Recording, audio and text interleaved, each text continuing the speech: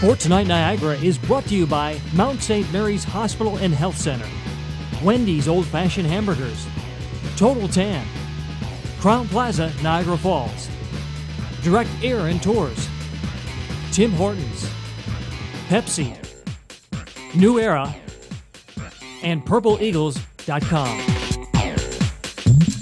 Good evening and welcome to Sports Night Niagara, our final show of the season, and we're going to put a nice bow on everything with a big show for you. We've got a student feature on the end zone at the Gallagher Center, and we're going to catch up with Director of Athletics Ed McLaughlin for a State of the Union type address. We'll talk about how things are going with the program and with the CHA as the CHA tournament's coming up for men's hockey. That's the 12th and 13th, and that's at Dwyer Arena. Also this weekend, the women's hockey CHA tournament takes place. That's at Wayne State. Men's basketball getting off to the MAC tournament. Lots going on with the Purple Eagles. We'll talk to Ed McLaughlin in a little bit. But first, we're going to check in with men's tennis. We have men's head coach of the tennis team, Anthony Wynn, here with us. Thanks for taking some time to join us. Thanks for having me. My first question is, when is tennis season? Because not everyone might know when tennis season starts and finishes.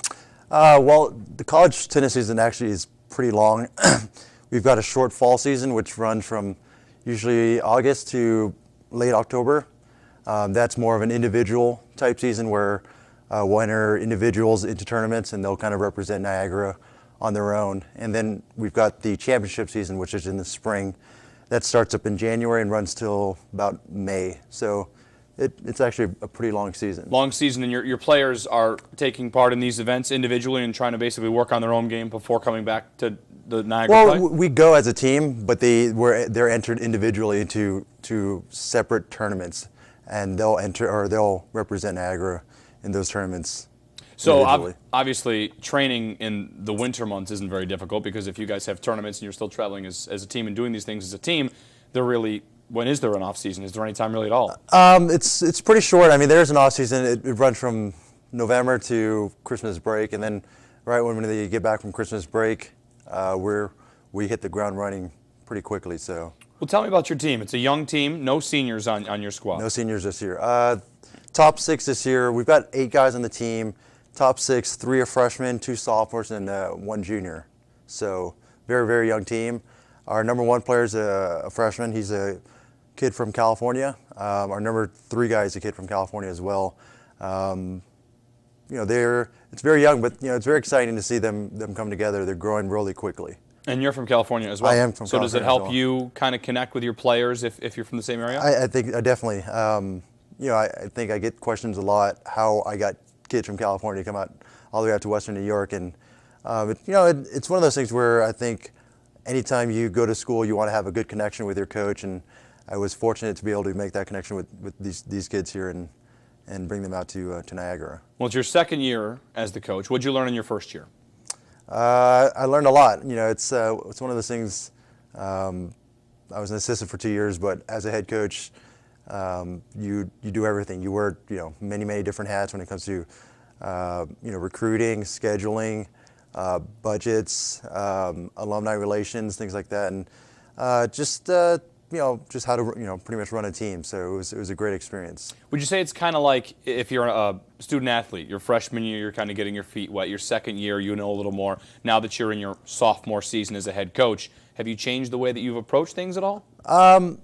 Yeah, I mean, I think that's a great comparison. I learned a lot last year. It's one of those things where, you're going to encounter a lot of different situations. You learn how to deal with those, and when you see those situations arise again, you know exactly how to handle them. And this year being a young team, it's been kind of a trial and error.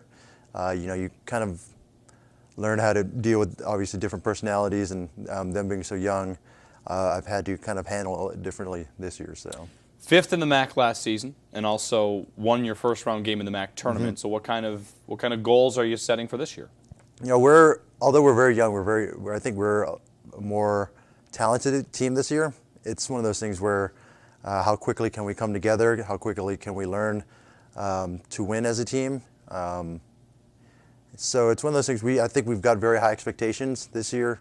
It's just a matter of how quickly we can kind of come together and start to believe that we're capable of winning. And finally, very quickly before we let you go, what players to watch for as the season gets into this championship type campaign and that type of season?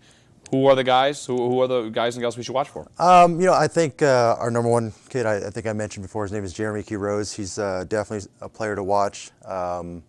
He was a big recruit for us. He was recruited by a lot of big name universities, so we were very fortunate to have him. We've got a local kid from Hamburg, Matt Kane. He's very talented. Another freshman, Brandon Gallegos, who's from Aptos, California. Fights like crazy. So I think those three guys definitely to watch this year. Well, best of luck to you as the season approaches, and good luck getting through the rest of the winter. Coming up next, we'll check in at the Gallagher Center, a student feature on the End Zone, and again, Director of Athletics Ed McLaughlin coming up with the State of the Union for you here on Sports Night Niagara.